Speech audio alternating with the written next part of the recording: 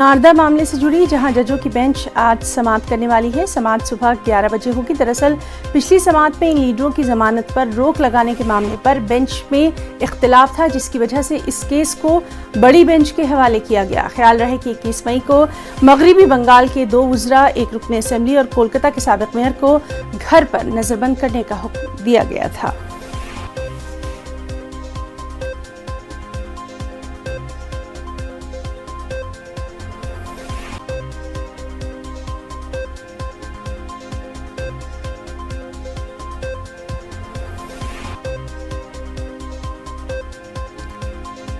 तो आपको बताएंगे, नारदा केस के ताल्लुक से 5 जजों की बेंच आज समाअत करने वाली है। दरअसल लीडरों की जमानत पर रोक लगाने के मामले में बेंच में इख्तिलाफ राय देखी गई थी। उसी के बाद से ये अहम मामला जो है इस पर नज़र बनी हुई है और लीडरों की जमानत पर रोक लगाने के मामले में कलकत्ता हाई कोर्ट में आज समाअत है।